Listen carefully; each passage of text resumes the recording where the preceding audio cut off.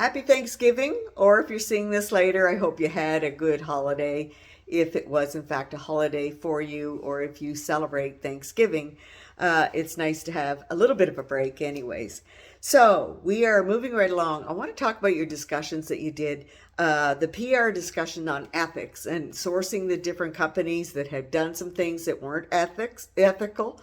Uh, my goodness, you found all kinds of great examples, everything from Meta to Pepsi to Bud Light to Starbucks and many more in there. They were excellent to read. And the key in these things, because every company will make it, nobody's perfect.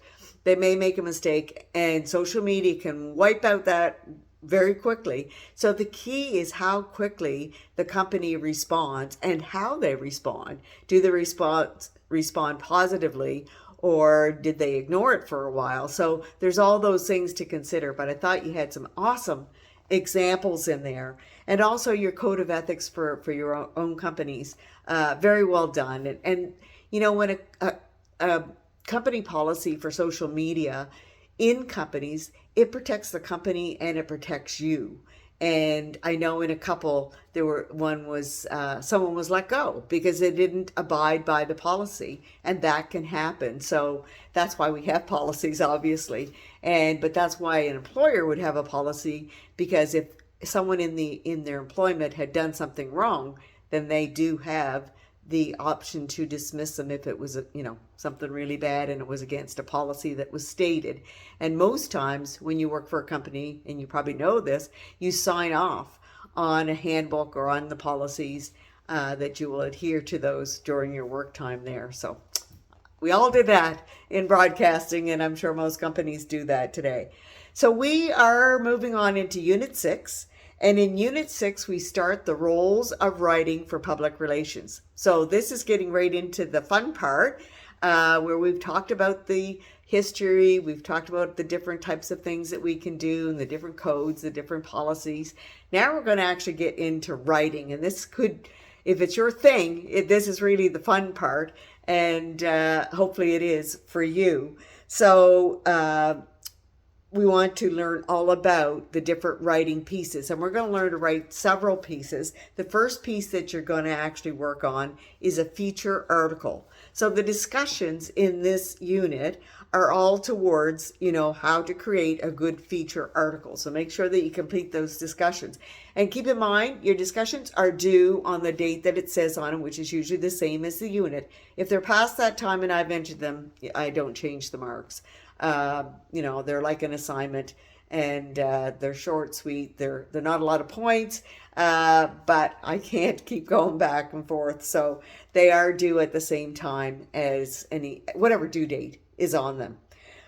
So your feature article is going to be on whatever you want it to be about, and make sure you follow the rubric, because there's very particular things that how to write very particular how you write a feature article compared to if it was a news release or if it was a story of different type. So the key is to learn to write that feature article with the proper things in it. You'll add pictures, you'll do all those things. Caption is important. Your first, all those things that you will learn in this unit. And so I hope that you enjoy it, because we're going to write some more things as we go along. The first will be a feature article, and that is due on October 27th. So you've got a bit of time. I wouldn't wait, as I always say, because if you wait till that Sunday trying to create it, it does take some thought, unless writing is your thing, and it's not for everybody. So it does take a little more time if you're not used to creating a story.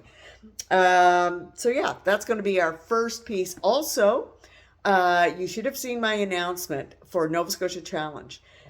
And if you want to switch out, and I know you've done part 1 and you've created great nonprofit organizations and you got the points for that, but for the remaining points of that project, if you want to do the Nova Scotia Challenge and you complete the Nova Scotia Challenge, then that will be in place of the final project, because you're going to have created those writing pieces regardless.